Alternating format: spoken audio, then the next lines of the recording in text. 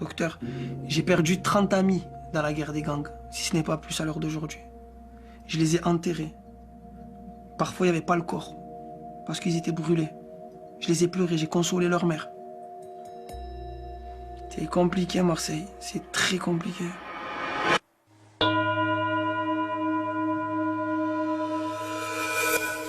Je m'appelle Fernando Diamorim et je suis psychanalyste.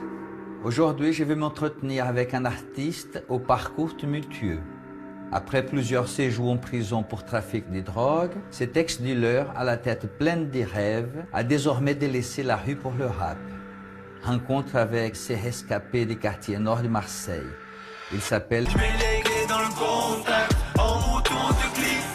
Je remonte d'Espagne avec mes rêves dans la malle. Bonjour, Bonjour. comment allez-vous? Très bien, merci et vous? Prenez place, je vous Merci prie. bien, c'est gentil. Installez-vous confortablement. Ah. Et une fois que vous êtes confortablement installé, est-ce le cas?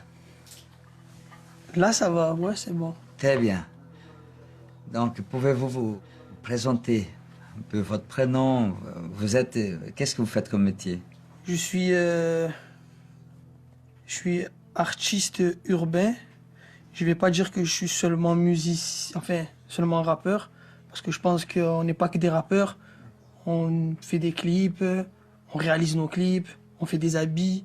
Donc, je suis un produit de l'urbain D'accord. qui essaie de s'en sortir. Alors, votre prénom, votre nom d'artiste? Mon prénom, c'est Sofiane Mansour. Oui. Et mon nom d'artiste, c'est Sosomanes. D'accord. Le diminutif de mon nom de famille, de mon prénom d'artiste. Voilà quoi, je me suis pas trop cassé la tête. Je suis né à Marseille, Oui. à la Belle de Mai. C'est un hôpital qui n'existe plus.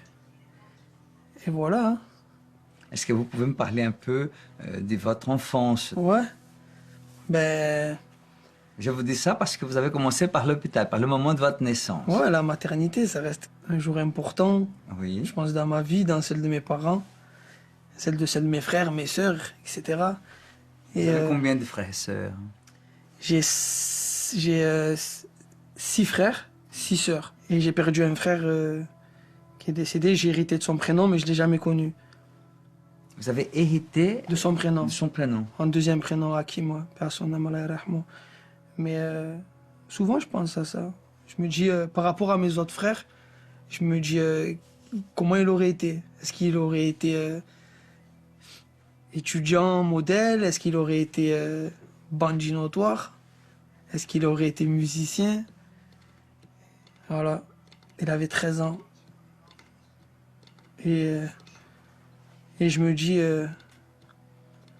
des fois, je comprends maintenant, en grandissant, pourquoi mon père, il sourit rarement, en fait. Mais voilà, pour revenir à... Je suis le dernier des garçons. Et voilà, 5 frères, 6 sœurs. 6 frères, 6 sœurs, pardon. Parce que je compte mon frère. Oui. Est-ce que ça vous a marqué, le décès de ces... J'étais pas né. Oui, mais J'étais c'est pas que né. vous connaissez l'histoire. Oui, je connais l'histoire. Je connais l'histoire, on m'en a parlé. On m'en a parlé. Et c'est en grandissant, moi, après, quand j'ai donné la vie à ma fille, que ça a commencé un peu plus à me travailler, quoi, on va dire. C'est-à-dire? Déjà, l'amour que j'ai pour ma fille, j'arrive pas encore à la quantifier, même c'est inquantifiable. Et je pense à mon père et je me dis, voilà, je me dis quand même, il a été costaud de nous élever à tous et que même si c'était dur, je me dis comment il a fait à son époque pour que finalement, même si on n'avait pas tout, on n'a manqué de rien. On avait à manger, on était habillés. Et ça, à l'heure d'aujourd'hui, en 2020, il y a des gens qui n'ont pas ce luxe-là. Et nous, on l'a eu. Voilà. Et voilà. Quoi. Et pendant très longtemps, je m'étais dit dans ma tête qu'il fallait que j'aille voir un spécialiste. Pour quelle raison?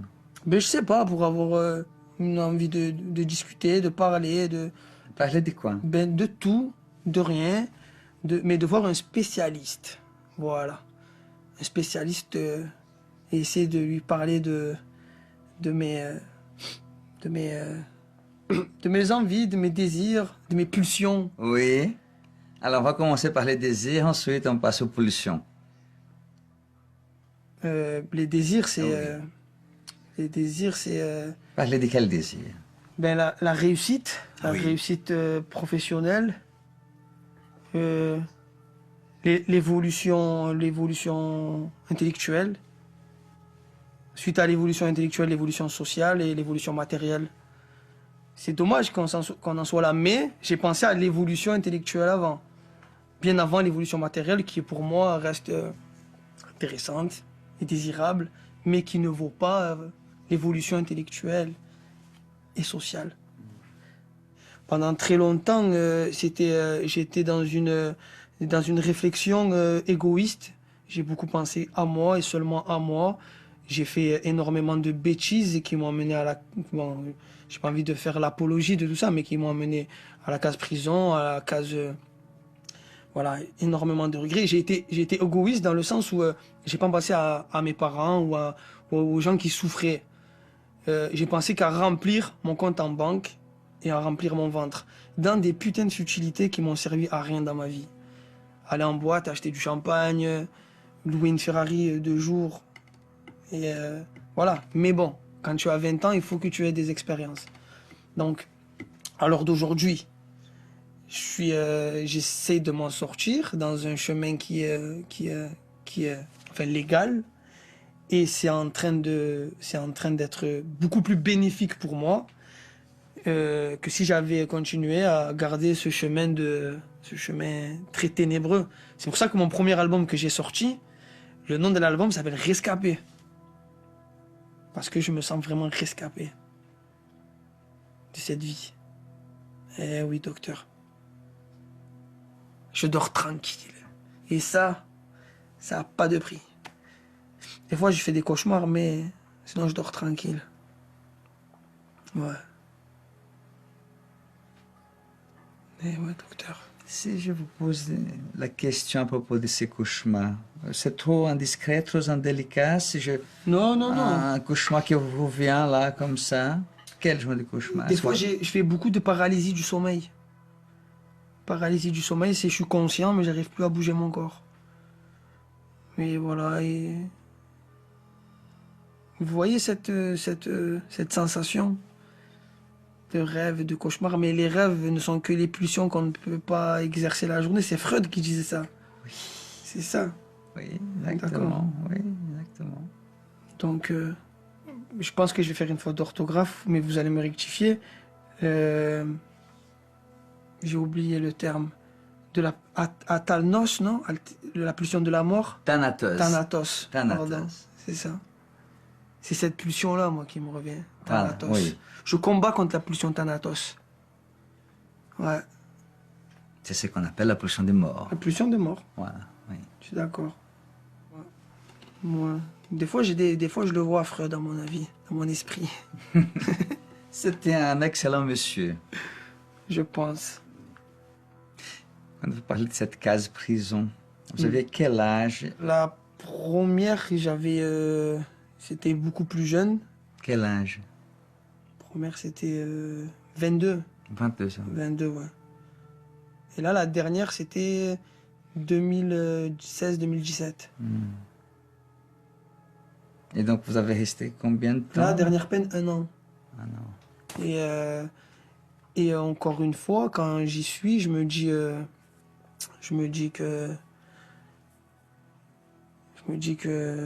j'ai de la chance d'être là, en fait. J'ai de la chance d'être en prison. Vraiment, c'est la réflexion que j'ai.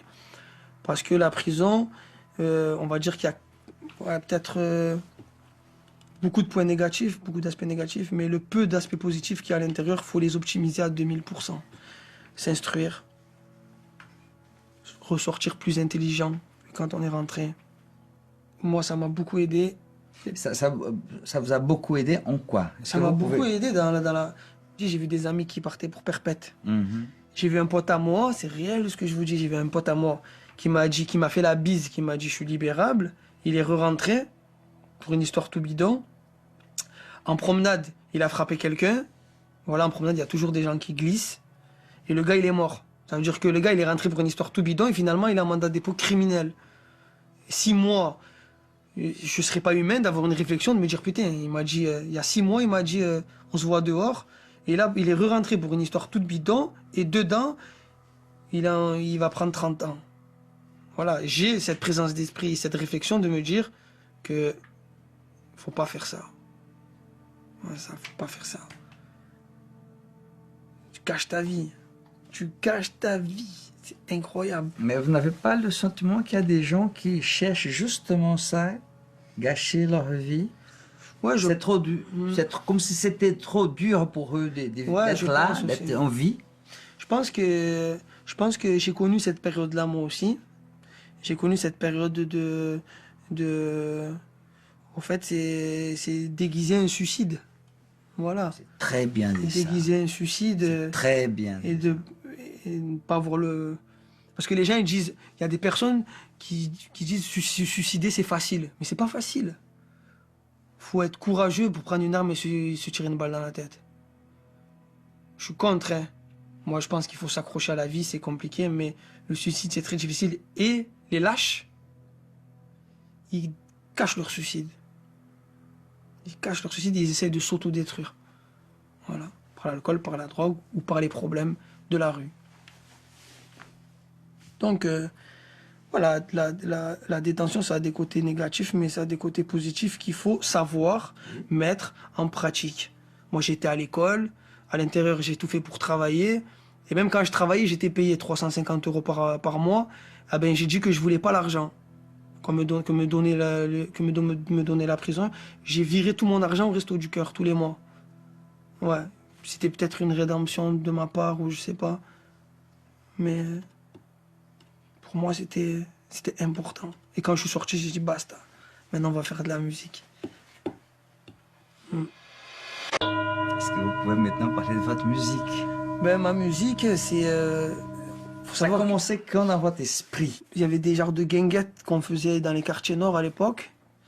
Les guinguettes, c'était des regroupements musicaux, il y avait des danseurs, des DJ, et il y avait tous les quartiers qui étaient là. Et c'était des scènes ouvertes. On a À ce moment-là, vous avez quel âge? 10 ans. 10 ans. Ouais. Yes. Enfin, on rappait. Et ensuite, la Mafia Quinfri, qui est un groupe très connu de Paris, ont décidé de nous faire rapper dans leur album. On a rappé dans leur album. Et voilà, ça a super bien marché de 10 à 13 ans. Après, moi, je décide d'arrêter complètement. Pour quelle raison? Mais j'arrête complètement parce que j'arrive à l'adolescence. Et à l'adolescence, j'ai envie de découvrir la vie. J'ai envie de faire du foot, j'ai envie de faire de la boxe, j'ai envie de faire je sais pas moi, de l'escalade. J'ai envie de faire 1 milliard de trucs. Mais j'arrête la musique parce que la musique, c'était un moyen de se divertir comme d'autres. Donc, on arrête la musique. Et et aussi, je fais, à partir de là, je commence à faire aussi beaucoup de bêtises. Je suis très bon à l'école. J'ai des très bonnes notes. Mais dès que je commence à charbonner, enfin, à guetter, quoi, ben, je décide de tout envoyer en l'air. Pour quelle raison? C'est choix. L'égoïsme, Allez-y. c'est d'avoir gagné de l'argent et de m'être dit, je vais pouvoir m'acheter la paire basket que je veux, je vais pouvoir dans 10 jours m'acheter un scooter si je fais TP pendant 10 jours, si je fais temps plein. Temps plein, c'est 10h minuit. Et voilà, et après ça en a enchaîné une ascension dans le trafic de stupéfiants, de guetteurs, vendeurs, gérants, etc. etc. Et un jour, dans ce même bloc où j'ai vendu la drogue, je décide de reprendre la musique. Pour quelle raison? Qu'est-ce qui s'est passé à ce moment-là? Mais je peux pas vous expliquer parce que vous allez pas comprendre. Ah, mais faites un effort. Mais en fait, Apprenez-moi. moi, je gérais un terrain. Mhm. C'est-à-dire que j'ouvrais le matin, c'était pas mon terrain à moi, mais je gérais un terrain. Et je mettais les vendeurs et les guetteurs, voilà. Et un jour, à 10h du matin, les vendeurs, ils sont pas venus. Les vendeurs, ils sont pas venus travailler. Et quand les vendeurs ne viennent pas travailler, c'est automatiquement à moi de me poster. Et je devais faire 10h minuit dans le bloc, à vendre. Moi, je fume pas. Je fume pas. J'ai jamais fumé de ma vie. Pourtant, j'ai vendu des tonnes. Mais je fume pas. Je vous parle de ça comme si c'était la vente au marché, parce que c'était vraiment ça pour moi. Et à cette période-là où j'ai 12 heures à faire, je me dis, ben, je vais écrire un texte comme lorsque j'étais petit, et je vais voir si je sais encore le faire. Et L'idée est venue à l'esprit comme ça. voilà, l'idée est venue à l'esprit. Si ces vendeurs étaient venus ce jour-là, je serais retourné chez moi dormir. Voilà. C'est fou. C'est incroyable. C'est merveilleux. C'est merveilleux. Voilà. Et donc à ce moment-là, vous vous posez, stylo, papier. Ouais, je vais sur YouTube, je cherche une instru, je prends mon téléphone, j'écris, mais en même temps, je sers les clients. J'écris, j'ai mon premier texte et je vais au studio. J'enregistre mon premier texte, hein. D'accord. Totorina, que beaucoup connaissent, qui a fait peut-être 1 million de vues. 2 millions de vues. Mais ça, c'est en 2014. Et c'est-à-dire entre 2014 et là, je suis pas encore connu. Je fais des titres qui marchent, puis d'autres pas du tout. Puis je rentre en prison. Mais voilà, je lâche pas l'affaire. Et après, je décide de signer en maison. Enfin, je décide. La maison de disques Sony, RCA, qui s'intéresse à mon profil. Et on décide ensemble d'allier nos forces. Et alors d'aujourd'hui, ça va. Je suis pas encore Johnny Hallyday. Mais ça va. Quel âge avez-vous? Je donne pas mon âge, je suis intemporel et atemporel. Très bien. Mais vous m'avez dit que vous avez une petite fille. Ouais. Un seul enfant? Une fille, ouais. Très bien. Vous êtes marié? Oui. Très bien. Ma femme, elle a beaucoup aidé à... Ma femme, je suis amoureux d'elle depuis que j'ai 17 ans. Voilà. Et elle s'est battue pour que j'en arrive là. Et elle se bat encore, hein. Mais aujourd'hui, on est heureux, on a fait un bébé de l'amour. Voilà. J'aurais pu faire, quand j'étais plus avec ma femme, pendant des périodes de turbulence, quand je faisais la fête, etc., j'aurais pu faire n'importe quoi, mais j'ai fait un bébé avec la femme que j'aime. Mais ça, c'est... Mais vous n'êtes pas un homme de faire n'importe quoi. Mais dans la période dans la période très compliquée de ma vie, je bois souvent. Oui. Je bois, au fait, je bois pas l'après-midi, je bois, je sors, voilà. Et en grandissant, j'ai compris que le monde de la nuit, finalement, le monde de la nuit qui est un vice comme les autres, moi je l'ai compris. Mais là on dit on sort. Mais dans le monde de la nuit, on est beaucoup de personnes qui sont finalement, on n'a pas de situation stable, mais on se rassure. Parce qu'on est tous dans la même situation. On boit, on fait la fête, on rencontre des meufs, mais on est tous dans la même situation, Mais finalement. Donc c'est rassurant. dans ces groupes d'amis, Ouais. aviez-vous le sentiment de plonger avec eux ou de rester toujours un peu à côté, être un peu Non, retenir un peu? Non, j'étais le leader. J'étais le leader, moi, de la fête. J'étais le leader. Vraiment. Ouais. Je faisais vraiment la fête. J'aimais ça, je trouvais que ça me... Je sais pas, j'oubliais. Vous Je vouliez qui? kiffais. Et en plus de ça, on aimait cette truc de poser des bouteilles. Je sais pas, des conneries. De se montrer. Comme si on voulait prouver que... Voilà. Mais c'est n'importe quoi quand j'y repense à l'heure d'aujourd'hui. Terminez la phrase. Prouver. Ouais, prouver que c'est nous qui faisons le plus d'argent, etc. C'est tout bidon en fait. Oui, c'est Tout vrai. bidon. Toutbidon.com, je dirais même, docteur. Et ouais. Mais maintenant, je sors pas. Je sors plus. Je reste à la maison. Avec madame. Avec madame. Votre Et, enfant, oui. J'écris. De toute façon, je suis ressorti. Et j'ai vu les mêmes gars aux mêmes places, aux mêmes endroits. Ils n'ont pas évolué en fait. C'était triste. Les meufs, elles avaient vieilli. Les gars, ils avaient vieilli. Et c'est là aussi que je me suis dit, waouh, putain. J'ai fait un pas en avant. Voilà, c'est exactement ça qui m'intéresse. C'est pas en avant, n'est-ce pas? Là, maintenant, vous remarquez qu'eux, ils sont dans une position statique. Donc, voilà, ils sont là et ça bouge pas. Ils sont en train de vieillir. C'est-à-dire le temps commence à faire son travail sur eux, sur leur corps. Donc le temps qui passe, il faut savoir l'utiliser à bon escient. Et donc, le fait, n'est-ce pas? Ma question est la suivante. Donc, vous, à un moment donné, vous faites un pas. Vous sortez de là et maintenant vous vous retournez et vous voyez que le temps passe pour ces personnes. Elles ne sont pas bougées. Vous dites que c'est triste. N'est-ce pas? Mais ce qui m'intéresse, c'est qu'est-ce qui vous a décidé à bouger? Est-ce que vous avez une idée? Ma femme, parce que je pense que je décide de changer pour l'amour que j'ai pour ma femme et pour ma mère, qui me font des ultimatums, clairement. Mais je pense qu'il n'y a rien de plus fort que l'amour, en fait. Voilà, il n'y a rien de plus fort que l'amour. Et voilà, l'amour, ça m'a permis de faire de grands changements dans ma vie. Et je le ressens à l'heure d'aujourd'hui. Ça a complètement changé toute ma façon de vivre. Et je suis serein. Je suis serein avec ça. L'amour. C'est vrai, finalement. Finalement, en vrai, le monde, ce serait l'amour. Que tout le monde s'entende bien. Que... Vous pensez que c'est possible, ça? Non. Voilà. L'être humain, il est... L'être humain, il est très compliqué. L'être humain est très compliqué. Tout le monde veut se tirer la couverture. Tout le monde veut diviser. Et tout le monde veut avoir plus que son voisin.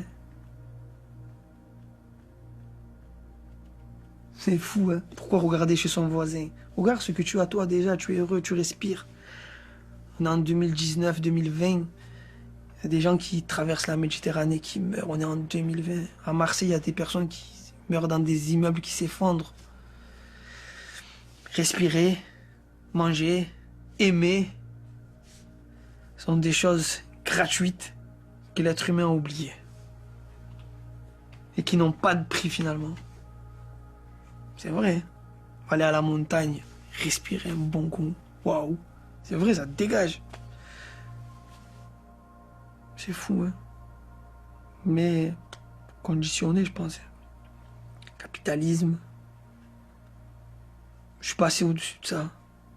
Je suis passé vraiment au-dessus de ça.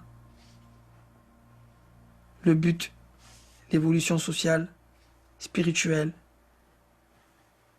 et intellectuelle. Vous évoquez l'intellectuel, c'est un mot que vous tenez. Ouais, j'aime trop ce mot parce que j'ai arrêté l'école en 3e. Pour quelle raison? Parce que j'ai commencé à guetter. D'accord. Donc, quel âge à peu près? 15 ans. Voilà, très bien. Pour quelle raison, à ce moment-là, vous arrêtez l'école pour... Moi, je voulais aller au ski, j'avais pas de sous. Et je suis allé guetter. Et ils m'ont payé, j'ai pu aller au ski. Mais quand ils m'ont donné mes sous, j'ai fait que ça. Je les ai vendus après. Après, moi, j'ai grandi dans un quartier qui s'appelle Fond-Vert. Si vous tapez Fond-Vert sur Google, vous allez voir que c'est tristement célèbre et j'en garde aucune gloire et aucune fierté. Les gens, dans leur musique, sont pleins de « ouais, chez nous, ça tire, machin ». Docteur, j'ai perdu 30 amis dans la guerre des gangs, si ce n'est pas plus à l'heure d'aujourd'hui. Je les ai enterrés. Parfois, il n'y avait pas le corps, parce qu'ils étaient brûlés. Je les ai pleurés, j'ai consolé leur mère. C'est compliqué, Marseille. C'est très compliqué. Je suis triste, moi, c'est tout. Je suis triste. Moi, j'aimerais la paix. Vraiment. Mais je suis prêt à toute éventualité aussi. Ouais, je suis prêt.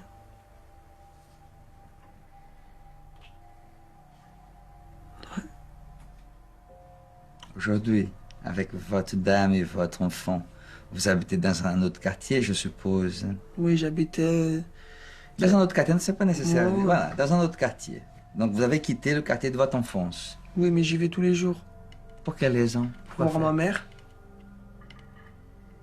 Et parce que j'ai un sentiment et une envie que je ne comprends pas, qui me pousse à y retourner tout le temps, tout le temps, tout le temps, tout le temps, tout le temps. Même si parfois je me dis que je suis un peu dépassé, que c'est... Voilà, c'est mais plus vous loin. êtes dépassé. Mais j'ai besoin d'y aller. C'est plus fort que vous? C'est plus fort que moi. Voilà. Ma femme aussi ne comprend pas, mais Est-ce que ça vous fait souffrir, cette force qui vous pousse à aller tous les jours, même si vous ne savez pas ce qui vous pousse, cette force? ça me fait pas souffrir, mais quand je rencontre des amis à moi qui sont là-bas, et quand ils me parlent, et quand ils sont nostalgiques, là, je souffre. Voilà. Je souffre parce que moi, je déteste la nostalgie. La nostalgie, c'est se reconditionner dans un passé où tout allait bien. Et pour moi, quand tu es trop nostalgique, tu peux pas aller de l'avant. Exactement. Ok, c'était super bien cette époque-là, mais faut arrêter de se projeter, c'est passé. Et j'ai des potes à moi qui Oui, sont... mais comment pouvez-vous faire ça si vous allez tous les jours chercher ça? J'en ai besoin. C'est là qu'il y a quelque chose de fondamental. Voilà. C'est-à-dire, il y a quelque chose là qui revient. N'est-ce pas? C'est plus fort que vous. Vous m'avez dit très clairement, vous avez très bien articulé. C'est plus fort que moi. Ouais. Hein? Et votre dame a tout à fait raison. Ouais. C'est-à-dire, à un moment donné, peut-être il faut faire le deuil de cette souffrance et passer à une autre chose. Putain, ça me fait mal au cœur. Vraiment. Et ouais, c'est passé. C'est passé. Ouais. Ça y est, c'est passé, sa mère.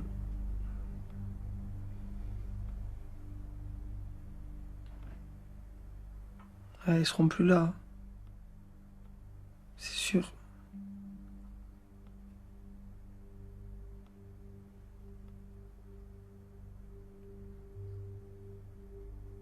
Ah oui. Non, ça fait du bien un peu. Ça fait du bien de parler. Et vous n'avez jamais pensé à rencontrer un psychanalyste à Marseille? Oui, j'y ai pensé, j'y ai pensé. Et pour Ma quelle femme, raison faut savoir que ma femme a beaucoup d'études. Elle sait que des fois j'ai des nuits agitées, que... Voilà, c'est un peu ma psychanalyste maintenant à l'heure d'aujourd'hui. J'ai de la chance d'avoir cette femme, vraiment. La chance ou vous avez travaillé pour avoir cette chance, Je me suis cette femme? battu, Voilà. j'étais acharné. Est-ce que ça, c'est une chose qui m'interpelle beaucoup, cette chose de l'usage du mot chance, comme si ça tombait du ciel. C'est-à-dire, vous êtes un homme, depuis que vous avez 17 ans, vous êtes amoureux d'elle. Ouais. Donc, vous ne l'avez pas laissé passer comme ça. Peut-être c'était pas de la chance, c'était mon destin d'être avec cette femme. Donc, la prison, le côté positif, n'est-ce pas? Le fait d'être avec cette femme, n'est-ce pas? Donc, tout ça, il y a du vôtre dans l'affaire, il y a de votre désir. Ouais, ouais, bien sûr. Il y a des gens qui ne peuvent voir que le côté négatif, c'est un enfer. J'ai tellement été... j'ai tellement vu des gens négatifs. J'ai D'accord. tellement vu ce genre de personnalité que moi, je suis écœuré, je ne peux pas leur ressembler. Je n'arriverai pas. Et ma carrière, elle a changé le jour où je me suis dit, tu vas être positif, le plus positif possible, et tu vas t'entourer de personnes qui ont le même état d'esprit que toi. Cette positivité, cette envie d'aller de l'avant, bomber le torse, lever la tête, fier. Fier. Voilà. Et même si on m'aime pas, ah ben, je serai là. Ah ouais, docteur. Si vous me permettez, j'aimerais, parce que vous avez dit que vous avez arrêté votre vie scolaire en troisième, ça? Troisième, ensuite je suis allé en seconde générale, mais ça a duré 3 mois. Après, voilà, c'est terminé. Mais j'étais en seconde générale, j'ai eu mon brevet, j'étais bon à l'école, j'aimais beaucoup l'histoire. L'histoire. Ouais. Je sais pas, j'aimais beaucoup l'histoire. Je voulais être prof d'histoire. Qu'est-ce qui vous empêche? C'est magnifique, professeur d'histoire. Ouais, j'aurais aimé.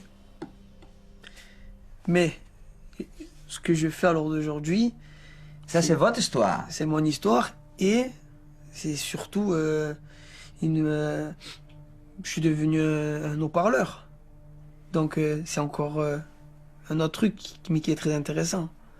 C'est-à-dire? Un haut-parleur, c'est-à-dire que je peux donner mon message à des centaines de milliers de personnes, voire des millions parfois. Et Et quel est le contenu de ces messages? Qu'est-ce que vous passez comme... mais généralement, comme vous le dites, la positivité, l'envie d'aller de l'avant, le regret, que le regret n'est pas une fatalité, même si ça reste un handicap, mais ce n'est pas une fatalité. Et Même handicapé, un être humain, un être du désir, un être qui embrasse son désir, ou qui prend la main, n'est-ce pas, de son désir, peut s'inscrire autrement. Je vous dis ça simplement, c'est la suite de ce que vous venez de dire. Ces messages que vous passez, n'est-ce pas, vraiment ne pas rester dans le regret. C'est très important, ça. Vous avez raison. non, je peux plus rester dans le regret, je peux pas. Je peux pas, et des fois, je me sens privilégié. Mais est-ce que je devrais avoir honte de mon privilège avec tout ce que j'ai travaillé? Voilà, en quoi vous êtes privilégié, dans le sens que c'est les fruits de vos Voilà. efforts. J'ai pas à avoir honte Voilà. d'être privilégié. Exactement. Est-ce que votre réussite a produit des envieux autour de vous? Je- C'est fou ce que je vais vous dire, mais je me suis jamais autant plus senti seul que maintenant. C'est pas faux du tout, c'est exactement ça. Ça vient avec la réussite, avec le contentement. Tout le monde n'est pas fait pour le contentement, vous savez. Il y a des gens qui sont tout à fait capables de vous tirer vers le bas pour que vous puissiez rester dans la mélasse avec eux. C'est là la dimension courageuse, justement, de s'extirper de ça, de transformer une prison dans une expérience positive.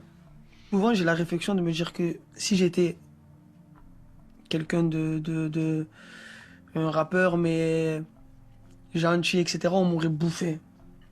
J'ai dû monter les dents à plusieurs reprises. Vous savez, docteur, des fois, j'ai envie d'avoir peur, mais j'arrive pas. Vous n'avez pas peur. Non. Vous n'avez jamais eu? J'ai envie d'avoir peur, mais j'arrive pas.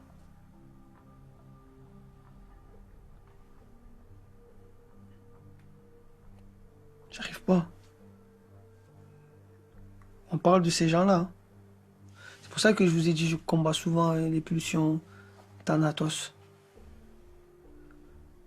Ouais. J'ai fait des trucs dont je suis pas fier.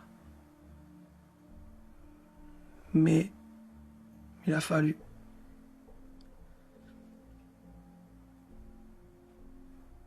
L'argent, le pouvoir, la guerre appelle la guerre, le sang appelle le sang. Marseille. Est-ce obligé d'être dans cette logique-là?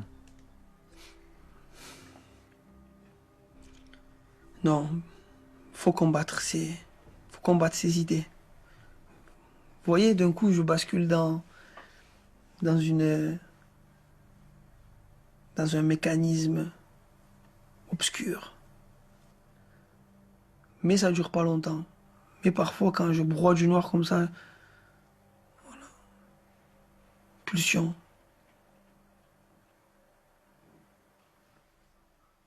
Ouais. Et l'apaisement de ces pulsions, elle est venue en prison ou avec votre mariage, votre vie de famille? Elle est venue avec mon mariage, ma vie de famille, et par la moralité des histoires de personnes qu'on disait que c'était des légendes et qui sont morts. Finalement, il n'y a pas de légende. Exactement. Voilà, pas de légende.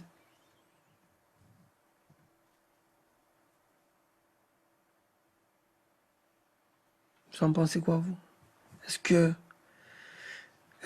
si on me tire des fléchettes, des flèches, et que j'essaie d'avancer, est-ce que je dois continuer en me faisant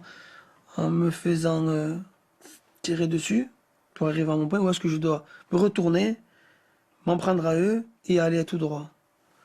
Voilà, c'est ça l'image que j'ai. Voilà, c'est exactement ça ma carrière. Mais quand je me retourne, je perds du temps pour arriver à mon but.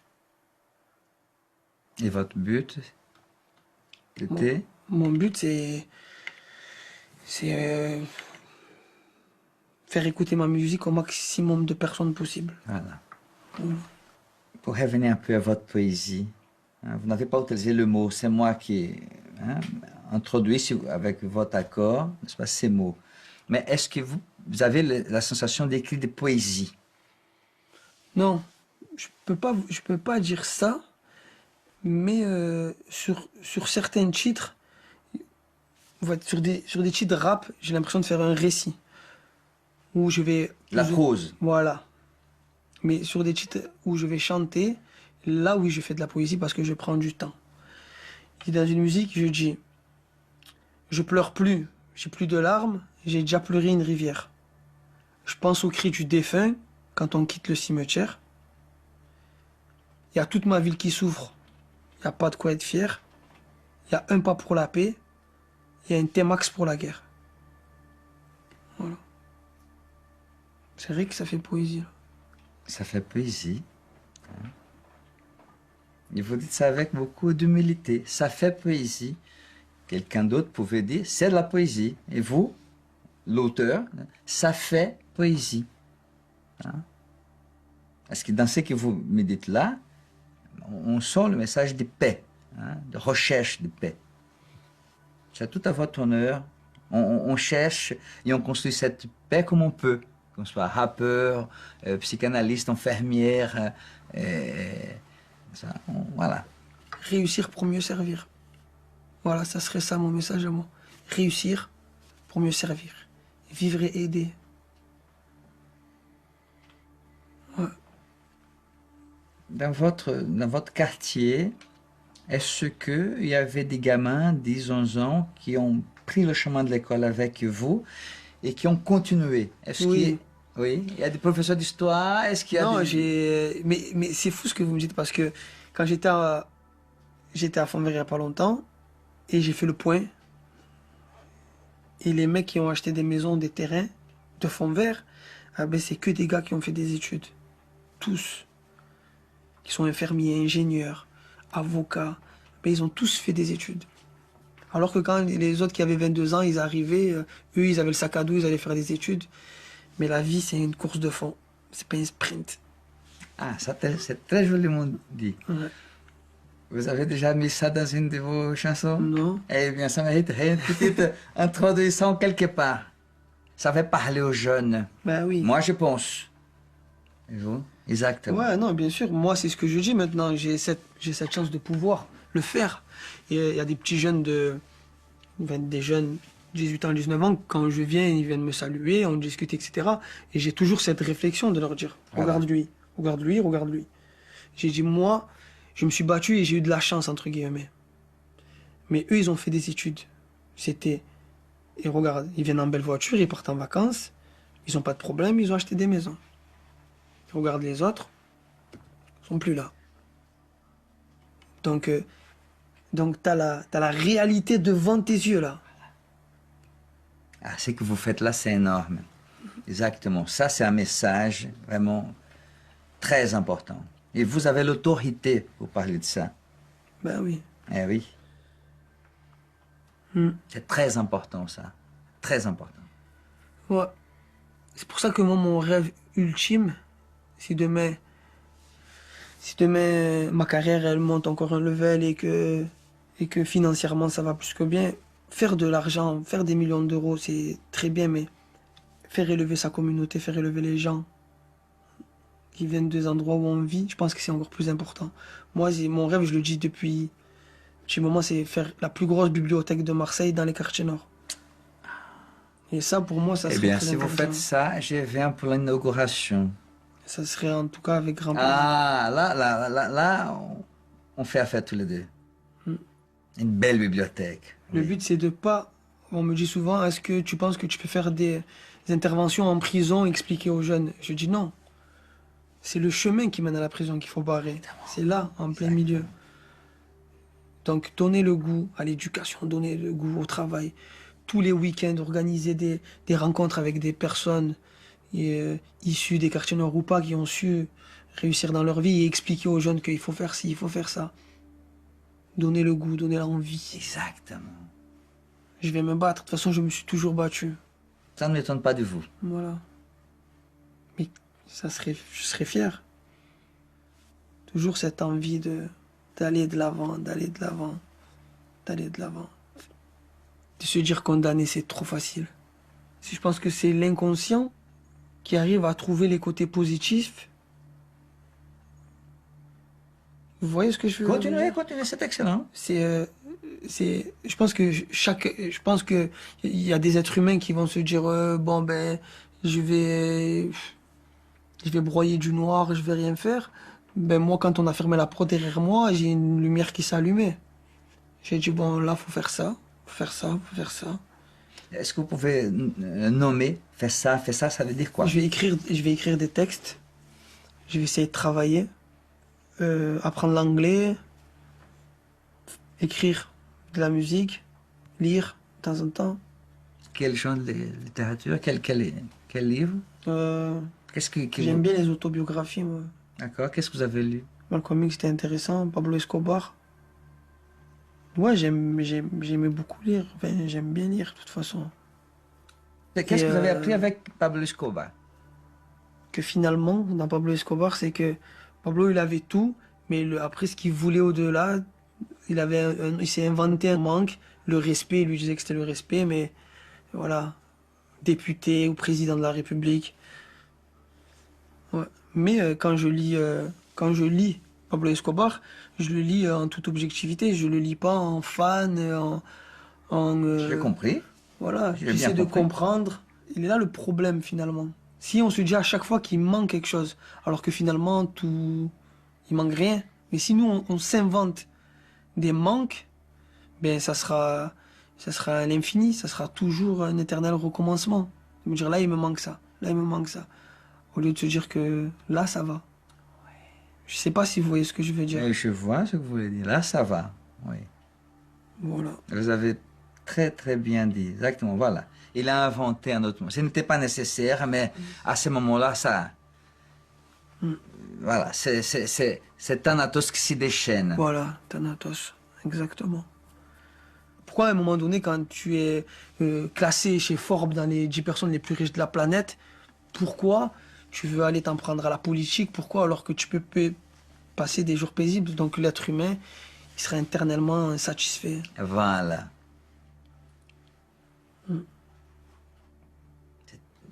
Je trouve votre lecture tout à fait fine. Et je suis très sincère quand je vous dis ça. Tout à fait d'accord avec vous. Donc, le moment est venu de conclure. Hein? Vous allez repartir dans cette belle ville qu'est la vôtre. Est-ce que vous avez le sentiment de repartir renseigné sur vous-même? Est-ce que vous avez appris quelque chose sur vous-même dans notre bavardage? Non, la sensation que j'ai, Oui. c'est que j'ai l'impression que j'avais quelques nœuds et qu'on les a un peu dénoués. Ah, c'est J'ai joli. vraiment cette sensation-là d'avoir des nœuds qu'on a dénoués. C'est bizarre à vous expliquer, mais C'est pas bizarre du tout, c'est exactement ça, oui. Mm. C'est très joliment dit. Écoutez, je suis heureux, très heureux de savoir que notre bavardage a pu vous être utile. Moi aussi, je suis très heureux d'avoir de vous avoir rencontré et je pense que c'est comme on dit, c'est tout le temps le premier pas qui est le plus important. J'ai senti la sincérité dans vos yeux et dans votre approche envers moi, donc je me suis laissé aller j'apprécie vraiment encore j'apprécie ce moment. On peut parler encore si vous voulez. Je risque de rater mon train. Et ça en vaut la peine. Voilà, oui, il ne faut pas rater son train. Hein? Soit on prend le train, soit on reste sur le quai. Exactement. Eh bien, voilà le mot de la fin. C'est Je vous parfait. remercie infiniment. C'est moi qui vous remercie. Moi qui vous remercie. Je vous accompagne, venez.